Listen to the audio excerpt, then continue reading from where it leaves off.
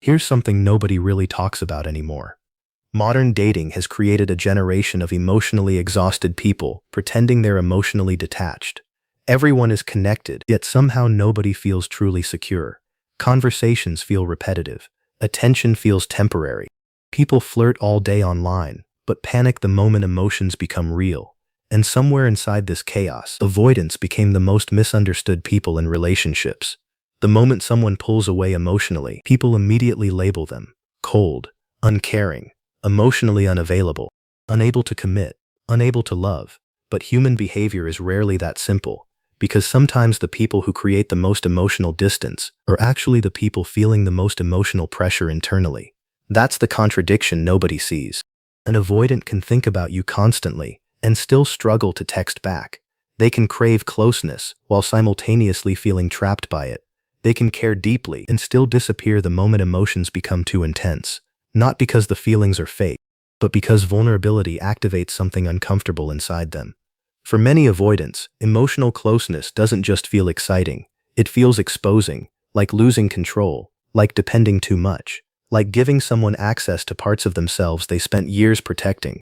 So when relationships become emotionally serious, their nervous system reacts before logic does. Suddenly they need space, silence, distance, and from the outside, it looks confusing. One moment they're warm and emotionally present, the next moment they feel impossible to reach. But underneath that withdrawal is often internal overwhelm, not emotional emptiness. That's why so many people misunderstand avoidance completely. They judge the behavior without understanding the fear underneath it. Because avoidants are not always running away from connection. Sometimes they're running away from the emotional intensity connection creates inside them.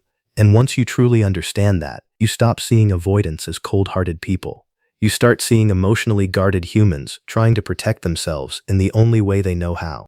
In this video, we're uncovering the hidden emotional world of avoidants, the psychology behind their distance, and the truths that completely change the way you see them forever. One of the most misunderstood things about avoidant behavior is the assumption that emotional distance equals emotional absence, as if stepping back means they never felt anything in the first place. But the reality is often the opposite. Many avoidants don't feel less.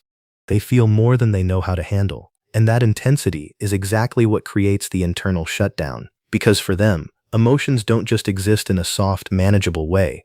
They can arrive all at once, deeply and silently, like a pressure building inside without an obvious release valve. So instead of expressing it outwardly, they learn to contain it inwardly. This is where the invisible wall begins to form, not as a conscious decision, but as a learned emotional reflex. An avoidant can genuinely care about someone, feel drawn to them, even look forward to their presence. But the moment emotional closeness starts requiring consistency, vulnerability, and emotional reliance, something shifts internally. It's not rejection, it's overload. Their system starts interpreting emotional closeness as a loss of internal stability, not because the person is unsafe, but because dependency feels unfamiliar and therefore threatening. So thoughts don't always come as clear sentences, but more as emotional alarms. This is getting too intense. I need space to feel like myself again. I can't process this level of closeness. And in that moment, withdrawal becomes automatic. What looks like emotional detachment on the surface is often emotional regulation underneath. They are not always running away from the person. They are stepping away from the emotional intensity they feel inside themselves. That's why the pattern feels so confusing, because the connection is real, the feelings are real, but the response is self-protection. And the more meaningful the bond becomes, the more that invisible wall rises, not to block love, but to manage overwhelm. This is usually the moment where relationships start to break, without either person fully understanding why. Everything feels aligned at first. The connection is flowing, conversations are easy, emotional energy is mutual. There's presence, interest, even a sense of growing intimacy that feels natural. And then something shifts, not always dramatically. Sometimes it's subtle, slower replies, less emotional depth, a quiet withdrawal that doesn't come with explanation. And the other person is left replaying everything. What changed? Did I do something wrong? Was it all in my head? But internally, for many avoidants, nothing bad happened at all. In fact, what happened was something positive, closeness. And that's exactly where the complexity begins. Avoidants often don't experience intimacy as a steady emotional comfort. Instead, it comes in waves, moments of connection followed by internal saturation. At first, closeness feels warm, even relieving, but as emotional intensity builds, their internal system starts shifting from openness to self-protection. It's not a conscious decision. It's more like an emotional threshold being crossed quietly inside them. And once that threshold is crossed, their nervous system no longer interprets closeness as purely safe. It begins to interpret it as overwhelming. So they don't withdraw because the bond is meaningless. They withdraw because the bond starts feeling too emotionally consuming to process in real time. That's why the strongest emotional moments in the relationship often become the trigger for distance afterward. The irony is painful. The more meaningful the connection becomes, the more internal pressure they feel to step back. Not because they want to lose the person, but because staying emotionally present feels like losing internal balance. So they enter a cycle they often don't fully control. They come closer when they feel safe. They pull away when they feel emotionally flooded. They return when distance restores calm. And from the outside, it looks inconsistent, confusing, even painful. But inside their experience, it's a constant negotiation between attachment and emotional regulation, between wanting connection and needing space to feel stable again. Avoidants are often misunderstood as people who don't feel deeply, but that interpretation misses the real mechanism at work. What's happening is not emotional emptiness, it's emotional suppression, so practiced that it becomes automatic. And suppression is very different from absence. Emotional absence means there is nothing to express. Emotional suppression means there is something there, but it has been pushed down, managed, contained, or hidden for so long that expressing it feels unsafe or unfamiliar. Many avoidants didn't arrive at this pattern randomly. It's usually learned. Early emotional experiences often taught them, directly or indirectly, that expressing needs leads to discomfort, rejection, criticism, or emotional instability in others. So over time they adapt in the most logical way a developing mind can. They stop depending on emotional expression for safety. Instead, they start relying on self-containment. They become skilled at holding everything inside. Needs get minimized, emotions get delayed, vulnerability gets filtered, dependence gets avoided, and eventually, this stops feeling like a strategy and starts feeling like personality. I'm independent. I don't really need much. I handle things on my own. But beneath those statements, the emotional system is still active. It's just not being expressed outwardly in real time. This is why avoidants often struggle to verbalize what they feel in moments of emotional intensity. Not because they lack awareness, but because translating emotion into words feels risky, exposing, and destabilizing. So instead of saying what's happening internally, they default to silence, or withdrawal, or emotional flattening. And from the outside, this looks like disinterest or coldness. But internally, it can be the exact opposite. Too much emotion with no clear pathway for release. That's where the contradiction deepens, because suppressed emotion doesn't disappear. It doesn't stay neatly stored. It leaks through behavior in indirect ways: distance, inconsistency, sudden shutdowns, or emotional withdrawal at unpredictable times. And many avoidants do carry awareness of the impact they create. Even if they don't fully understand the origin of their reactions, there is often a quiet recognition that their patterns affect others deeply. This is where guilt often lives, not loud or expressive, but subtle and internal. A sense that something feels misaligned, but without the emotional tools to fully change it in the moment. And that's what makes this pattern so complex. It's not lack of feeling, it's feeling without safe expression. At the core of avoidant behavior, there is often one underlying emotional fear that shapes everything else: the fear of losing internal control. Not control over the relationship, not control over the other person, but control over their own emotional state. For many avoidants, emotional stability is deeply tied to autonomy. The moment they feel self-contained, self-reliant, and emotionally independent, they experience a sense of safety. It's not just preference, it becomes regulation, a way of keeping their internal world predictable. So when someone enters their emotional space and becomes important, something subtle but powerful shifts inside them. Because now, their emotional state is no longer fully self-contained. It becomes influenced, affected, interconnected. And for a nervous system that has learned to equate emotional dependence with instability, this can feel threatening, not consciously dramatic, but internally unsettling. This is why space becomes so important. Space is not simply distance from a person.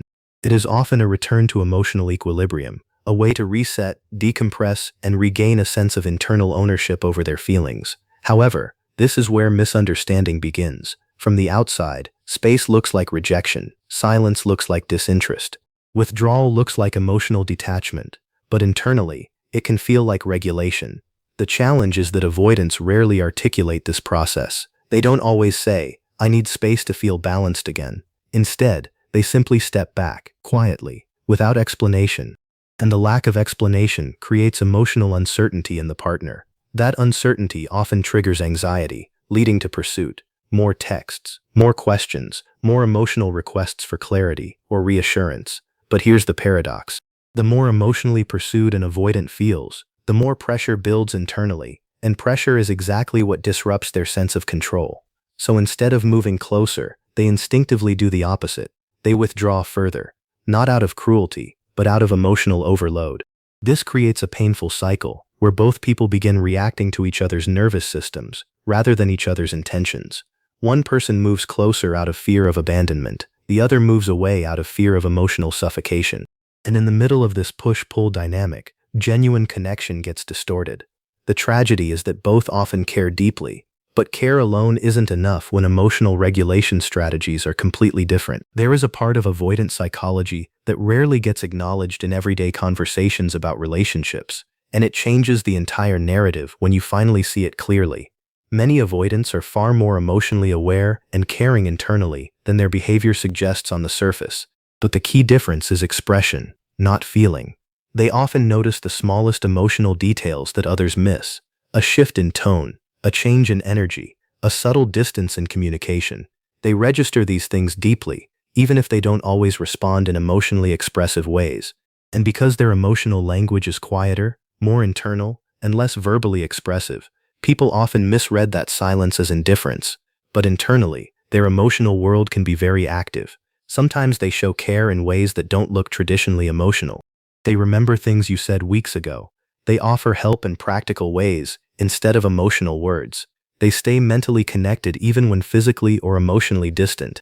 And in many cases, they return after pulling away, not because nothing mattered, but because the connection still exists beneath the distance. This is where misunderstanding becomes painful. Modern relationships often prioritize visible emotional consistency, constant communication, verbal reassurance, and expressive affection. So when someone doesn't show love in that way, they are often judged as lacking it entirely. But avoidants don't always operate through emotional visibility. They operate through emotional containment. That said, it is also important to be honest. This pattern exists on a spectrum. Not every avoidant pattern is healthy. Some individuals do avoid accountability, avoid emotional responsibility, or use distance in ways that can hurt others repeatedly. Those behaviors do exist and should not be ignored. However, many avoidants are not intentionally harmful. They are emotionally protective individuals who developed strategies to survive closeness in the only way they learned was safe. And when you shift your perspective from judgment to understanding, the entire narrative changes. You stop seeing a cold person and start seeing a protective emotional system. You stop reacting to behavior alone and start recognizing the history behind it. Because understanding does not mean excusing everything, but it does mean seeing people as emotionally complex rather than emotionally simple. And in many cases, that understanding is what softens defensiveness on both sides, creating space for more grounded and emotionally aware connection. Avoidants are not the simple labels people often assign to them in modern dating conversations. They are not always emotionally unavailable in the way that word is casually used. They are not always cold, detached, or indifferent, and they are definitely not defined by a lack of feeling. In reality, many avoidants are people who carry an internal emotional contradiction that most others never fully see. It's like living with two emotional truths at the same time. One part of them genuinely longs for closeness, connection, and emotional safety with someone they trust. But another part of them reacts to that same closeness with caution, discomfort, or even quiet fear. And that internal split is not easy to live with because it creates a constant push and pull inside their own system. They want to move closer, but they hesitate. They feel connection, but they step back. They miss people, but they struggle to reach out. And over time, this creates a quiet emotional exhaustion that most people don't recognize from the outside. What looks like inconsistency is often internal conflict. What looks like distance is often self-protection. And what looks like indifference is often emotional overwhelm that has no easy expression. This is why avoidant behavior cannot be understood through surface-level reactions alone. It requires understanding the emotional history underneath those reactions. Because many avoidants didn't choose this way of relating consciously. They developed it as a response to experiences where emotional closeness may have felt unpredictable, overwhelming, or unsafe in some way. So they adapted in the only way their system knew how: to protect, to contain, to regulate alone. And that adaptation becomes identity over time. But even within that identity, the desire for connection does not disappear. It simply becomes more complicated to express. And that is where the deeper truth lies. Not in labeling avoidance as distant or difficult, but in recognizing the human contradiction inside them. Because at their core, many avoidants are not running away from love itself. They are running towards safety, while carrying the fear that love might take that safety away. And once you understand that level of emotional complexity, something important shifts in perception. You stop reducing people to behavior. You start seeing the emotional story behind the behavior. And maybe the most important realization of all is this: people are not always what their distance looks like. Sometimes, the people who struggle the most with closeness are the ones who feel it the deepest. And that is the part of avoidant psychology most people never truly see.